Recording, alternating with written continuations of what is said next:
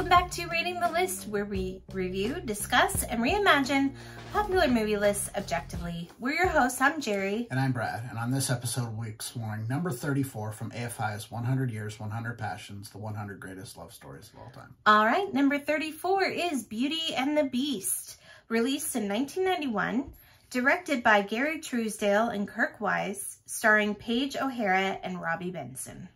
So, the synopsis for this animated musical is as follows.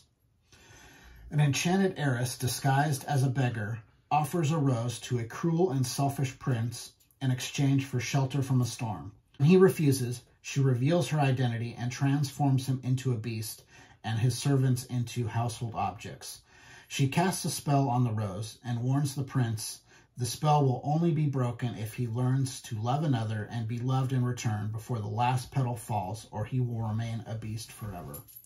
Several years later, in a nearby village, Belle, the book-loving daughter of an eccentric inventor, dreams of adventure.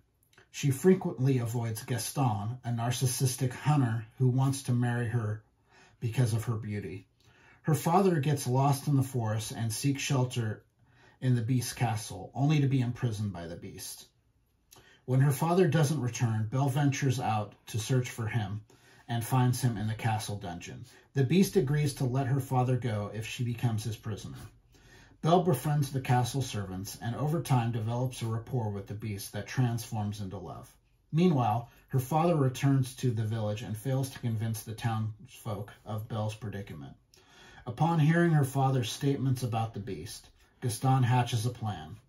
Bribe the warden of the town's asylum to have her father locked up and leave Belle with no option but to marry him. Before Gaston can act, her father leaves for the castle to slay the Beast. After sharing a romantic dance, Belle uses the Beast's magic mirror to check in on her father. She sees him collapsing in the woods. The Beast releases her to save her father, giving her the mirror as a souvenir. When Belle returns to the village, a mob forms to take away her father. She shows them the Beast in the mirror, letting it be known her father isn't crazy. Realizing Belle is in love with the Beast, a jealous Gaston locks her and her father in the cellar and rallies the village to storm the castle and slay the Beast. Belle and her father are freed by Chip, a castaway who is the son of one of the castle servants. The Beast fends off the villagers, regaining his spirit when Belle returns. He defeats Gaston, but is fatally wounded in the fight. He dies in Belle's arms as the last petal falls. Belle tearfully professes her love for him. The spell is undone, and he is revived and restored to human form along with his servants. The prince and Belle host a ball for the village, where they dance happily. I mean, what can we say about this movie that hasn't been said? That is problematic. I mean, she is there against her will. She is a prisoner there against her will.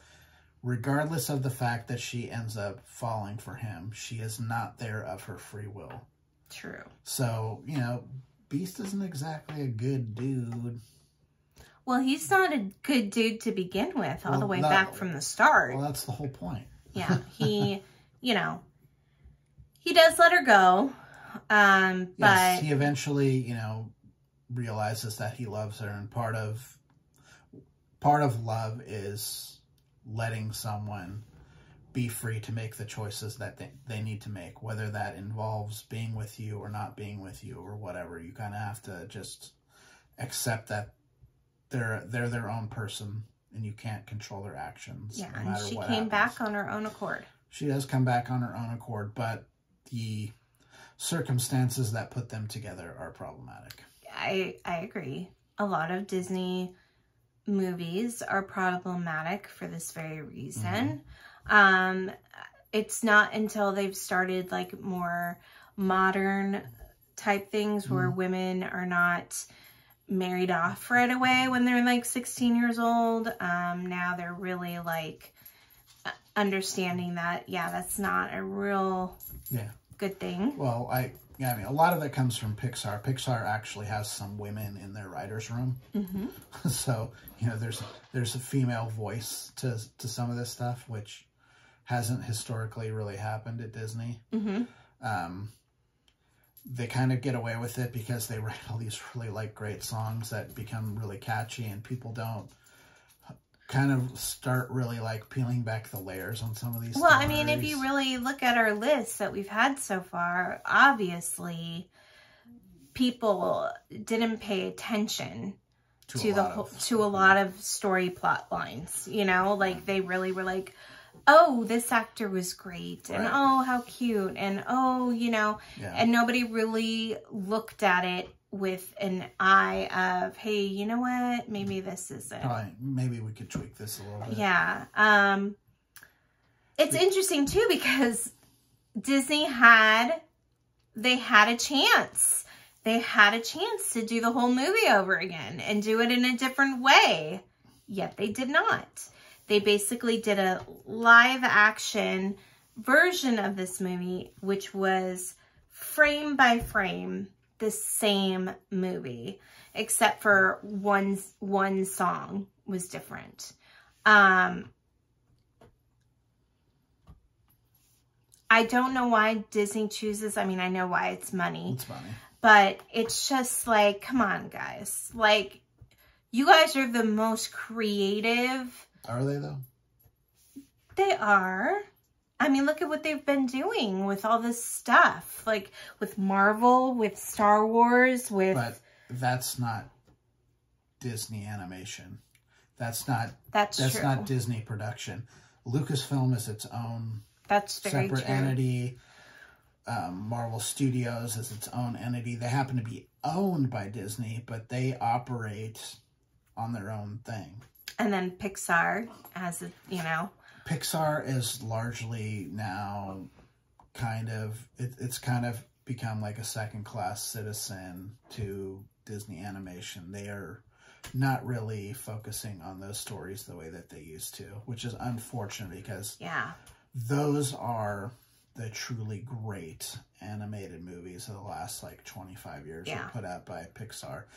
This is kind of the last of the class, I would call the classic Disney, the second classic Disney era, where you kind of had the resurgence happen with Little Mermaid, and then, you know, it kind of ends with Lion King. At that point, you stop having the traditional animation, and it really becomes essentially computer generated. Well, there's Mulan in there. There's a lot of computer animation in that movie. Not a whole lot, no. But you know that you start to see it in this movie. I'm trying to think, what was the movie that came out before this? Was it The Rescuers Down Under? No, it was Little Mermaid. No, there had to have been one in between there, right? When did The Rescuers Down Under come out? Did it come out after this? I don't know. But so you kind of go from full hand-drawn animation to mostly hand-drawn with, you know, computer elements, which is, you see, there are some shots in this that are very, very clear. What do you do? Oh, okay. Okay, I thought he was pulling at the carpet. You see some shots in this that are very, very clearly computer generated. This movie is visually really good. You know, for 2D drawing, like it's well, that's the thing. Beautiful. Is to me, this is the best of both worlds. You have all of the character stuff as 2D drawn, and you use the computer for the most part on the background stuff. Yeah. The stuff that you're not really focusing in on, it's kind of, you know, it's just there. You want it to fill it. Yeah. It gives it depth. But what you want to see is the characters to have some life. That's one thing that gets lost, at least for a while. I think it's really come around recently. But for a while, you got really lost with that part of computer drawn animation, as you lost the life in the characters a little bit. I think, like, recently that's kind of come back around. I think the technology has gotten so good, and the people that are doing this have been doing it long enough that they kind of have that level of expertise that the hand-drawn artists had in doing their craft. They kind of have it similar because it's been around so long now. Well, how long are you talking where they didn't have probably like the late 90s to about 2010. So you don't think Toy Story? I think that's a completely, I think Pixar is a completely different animal. I'm talking about Disney animation. Okay, so when did Disney animation go full? I think their first forays into it were in the late 90s. I think they completely, at that point, they completely abandoned doing 2D. Which one? What movies were those? I can't think off the top of my head, but that's around the time that the whole industry went that way. So you had like Prince of Egypt and the stuff, you know, like stuff like Shrek. All that stuff is, there's no hand drawing in those movies. No, was Tangled hand drawn? No, Tangled was not hand drawn. No, it was not. Tangled was like 2008 or something like that. Yeah, yeah. Or maybe even later than that. But anyway, that we've gotten to a point now where the computer animation is so good and the animators are so skilled that that life that you used to see in the 2D animation, I think, is showing up again. Even though it doesn't look the same, the life of the character is there. And I think this is like the outgoing. There was a period there where during the transition when you didn't have that. I think it's back now. But you see it in the 2D stuff like here. The characters have life in a way that some of those early computer-generated stuff don't have. Yeah, I would have to look at what movies those are, because I don't know if I agree with you or not. I think that the focus... Fight. I think the focus goes from story to visual. Yes. More. Because of the and I also transition. think the thing that also kind of weirdly transitioned out is the way that they arranged these movies like old-fashioned movie musicals. Like you had the music and the dance number and all that stuff, and you still have musical stuff in these movies now, but I don't. They almost don't feel like musicals in the same way that those other ones did. Like something like Frozen probably is kind of like a holdover. But which, you know, they should kind of like take heed. Like kids love that one, right? Yeah. But you know, you get like something like Up. It's got musical stuff in it, but do you consider it a musical? Not really. It doesn't have any musical stuff in it. It's got a little bit in the beginning, but the montage is... It's a montage, but not a musical. But it has music in the montage. Yeah. So it's just like kind of a weird time. It's a transitionary period.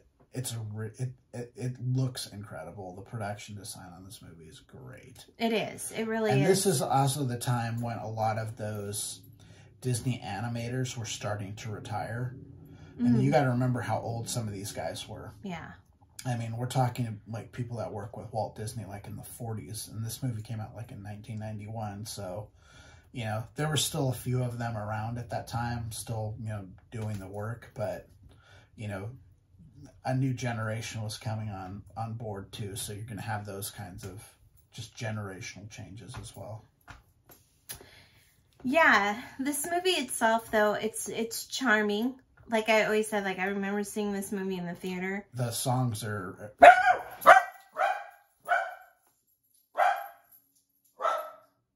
The songs are super memorable. Yes. The songs are really, really good. Yeah. I mean, all the music from this movie is really good.